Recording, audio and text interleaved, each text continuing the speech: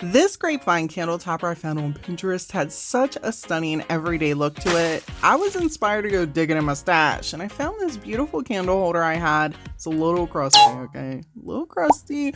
I got this from Hobby Lobby some time ago, and it was on clearance, but I done ripped the sticker off, so I don't know how much I actually paid for it. Yeah, sorry about that. But if you don't have any crusty, musty candle holders sitting around your house, Dollar Tree has a bunch of options for you to choose from that only cost $1.25. I remember the good old days when things were just $1. Anyhow, truth be told, I really should have took this sucker to the sink and did a nice clean on it, but instead I got a little bit lazy and I grabbed a baby wipe and just wiped it down.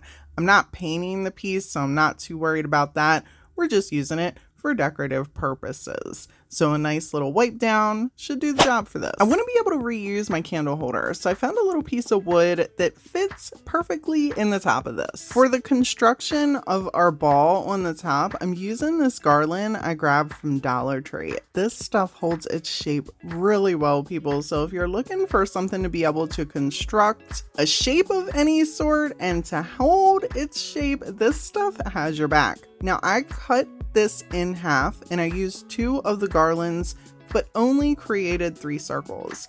Once I had the shape of the circle that I wanted, I wrapped the 2 ends that met so they hugged each other like that. And I did this for all 3 pieces and then started kind of putting them into each other to see how I was going to be able to spread the ball open and then attach them together. Surprisingly, this was rather easy. I cut a tiny little piece of the same vine just to wrap around the top of our piece and then twist around underneath of it so we wouldn't see anything popping over the top of our little ball.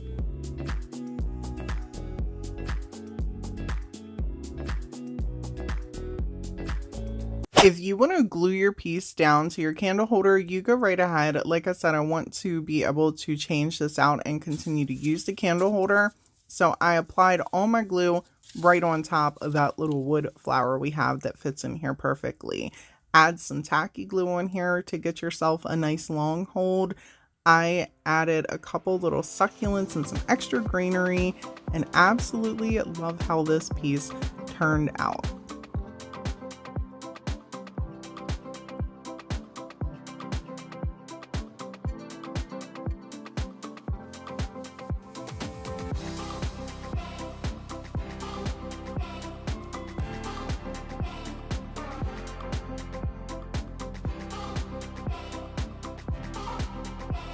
This picture I got off Pinterest is a little dim, so please mind it. It was the brightest I could get it. However, you can still see how stunning this piece is, and I thought we could recreate it using the Dollar Tree frames. These are absolutely beautiful and have gorgeous details in them. Believe it or not, it's a chalkboard, and you can obviously use it to DIY however you want. The backs pop off very easily. There is no glass inside of it, so it's kind of a win-win, especially because sometimes that glass can be a little scary to mess with. In a previous video, I shared how to get the sheen off of the chalkboard aspect and decoupage it, and I had so many people like, why didn't you just use the back? Can't share too many tips without getting somebody's "it must be done this way" feathers ruffled. So today we're going to do the back. Use whatever colors you want to remix this into home decor that works for you. I'm just using white here for the base and the frame, which I actually painted off camera because it's a little tedious trying to get in all those little grooves, and took some gold gilding wax to add some highlights where those designs really pop up and are raised. There are several ways you could go about recreating the center. I decided to take this little ornate laser cut that I had sitting in my stash. I think I grabbed this from Hobby Lobby, and applying some of the same gilding wax I put on the outside right to the frame, so this way it just all matched. I really love the little ornate design of this piece, and now came the fun part. I had already taken some napkins. I did not like any of the designs that I had on my napkins for this, so I grabbed some of my TDS Decoupage Paper and started taking this and just fitting it over little sections. If you're not familiar with me, I have a decoupage paper brand called TDS Decoupage Paper. I do keep links down in the description if you're ever interested. I did decide to go with a design that is on this particular paper. This one is called Les Oilettes. It's French, which just means carnations. We're going to take some Mod Podge as our medium and attach this tiny little section that I cut out of this paper. And yes, I know it is a tiny piece. Brandy, why didn't you just slap some Mod Podge on the whole thing and slap the paper down? I don't know why.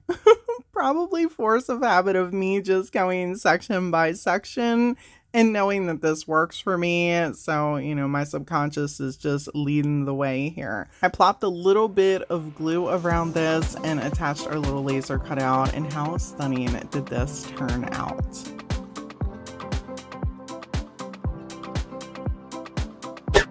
Hi, my name is Brandy and I love stencils and wood DIYs. So when I seen this piece on Pinterest, I was like, oh, we can totally remix this into something that works for me. Fortunately, I have access to live edge wood. Where I'm a vendor at, there's another vendor who sells live edge, so I try to always make sure I have some on hand. However, if you don't happen to have anything on hand, you can grab some from Amazon. I do have some linked down in my description box and my affiliate link. If you're interested, you can go ahead and check that out. Hobby Lobby also carries live edge wood, so keep that in mind if you have a store local to you, and if you're really lucky, you can find the small pieces at Dollar Tree, which they don't always have. And if none of these options are good enough, you can always grab regular wood and have it cut down from Home Depot. Instead of using paint, we're going to use Tim Holtz texture paste. I absolutely love this stuff, and I am a huge fan of creating textures and raised stencils. This stencil and the texture paste are also linked down in my affiliate link in my Amazon store if you're interested, in the description box. It's always a good idea to make sure you're taping your stencil down. Sometimes projects don't allow for it, you gotta wing it, but for this one in particular, I was able to tape it down. And then I'm holding my hand in certain spots on the stencil as I smush and go. Now, I will tell y'all, people, you don't need fancy schmancy clay tools or anything like that, which is what this is. It's a clay tool. You could use a plastic spoon or a butter knife to smooth this out. Just don't use the rigid end. I mean, you can if you like the texture aspect. This took me a couple minutes of just spreading this paste down. You could absolutely color it as well if you wanted to, or leave it plain just like I am here. If you do decide to color it, a little acrylic paint goes a long way. Just make sure you mix everything really well and seal up your piece when it's all dry the next day.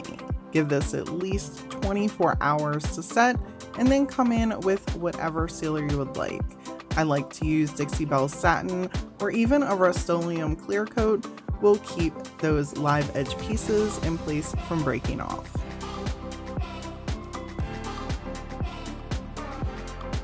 This book riser I found on Pinterest could be put in so many different places in your home, and it's also extremely inexpensive DIY because Dollar Tree has a huge section of books that come in all different kinds of sizes. For this particular piece, I knew I wanted a hardback, so this way once I glued the entire book together, whatever I put on top of here, I knew it was going to be extremely sturdy. I removed the cover because I knew we were not going to need that sucker, and then grabbed my DIY paint to give this a nice white base. If you're interested, I get my DIY paint from Sammy over at Unicorn Dust Designs. I keep a link down in my description box. For the decoupage portion, I busted out my Les Oilettes design from my TDS Decoupage Paper and went with this piece, or this little section right here. I grabbed a little paintbrush and put some water on it, so this way I could get a very exact detailed trim around the paper without destroying any of the other designs. And people, this goes without saying, I always want you to know that you can use whatever paper you want. Don't feel like you have to use the TDS Decoupage paper or the same exact napkins that I'm using. Take the ideas, get the inspiration, and remix them into whatever works for your home and your decor. For our medium, I'm just busting out the Mod Podge. I'm keeping it really simple here, and I'm placing the paper in the center. You will notice that I trimmed enough of the paper out to leave a little bit of a white edge, and that was planned because I want the design to go directly in the center of our book so it looks like a book for real. And I'm going to show you how to blend the edges in just a second. For this piece, I decided to just go little by little with the book. I wanted to ensure that the design was on here really well and I didn't have a whole lot of wrinkles. Obviously, use whatever method works best for you. If you want to do the iron on, you go right ahead. I did not have a lot of time to sit and wait for this to dry, so I went section by section, which is one of my favorite ways. It also ensures minimal wrinkles, and I just use my thumb to smooth it out and my fingers, which is also another great reason to work with these papers, is it allows you to just apply some pressure to your fingertips and things turn out really smooth. For the crease part, I just took my time, pushed my thumb in there, and went all the way across the book. Once I ensured that that paper was completely in that crease, I took more Mod Podge and went around the spine of the book and wrapped our design around the sides, which is why I actually wanted to use this design, because it was large enough that it wrapped around the spine and it didn't leave it empty, so I had to create another look or another design on the spine itself. There's nothing wrong with that, it's just the way that I wanted to do the book. If you want to have an extremely seamless look between whatever you're decoupaging and your paint, you need to make sure the ends of that decoupage paper are flawless and extremely flat to whatever your surface is. I like to use a fan brush for this. I'm currently out of them, so I'm just using this little brush and butting it up all around the edges with our medium, and then taking my finger and really pressing everything down. Make sure you let this step completely dry. If you want to attach your book pages, using Mod Podge over them once you've put some hot glue and tacky glue inside the book is a great way to ensure that the pages don't start coming apart. You will need to do this step a few times. As you can see here, now that this is dry, there's a definite division between the paint and the paper. I do not like that. I like to come in with either a chalk paint or the DIY clay-based paint that I'm using right here. I put a little bit in a spot and then pull it off with my finger. You might be asking to yourself, Brandy, why are we doing that? Because if I just do it like this and go over the edge, you can see that there is a line of paint. There's still disconnect. Taking your finger and swiping it actually pulls the paint and it blends in your piece. It's just a little trick that I learned, and I like to share this with people. It just helps that decoupage art really blend into whatever the surface is. You can take some of the paint like I am here and just tappity tap tap tap and smoosh smoosh smoosh a little around on the decoupage paper. This just really helps everything blend together so you can't tell where one ends, the other one starts, and that's why also picking the background paint helps. If you make sure it matches your paper, you won't be able to tell where one begins and one ends. For some legs, we're going to just use these wood snowmen from Dollar Tree, tacky glue and some hot glue, and pop right on the corners. Feel free to seal over your book in about 24 hours after you've created it, allowing things to dry, and your riser is all set.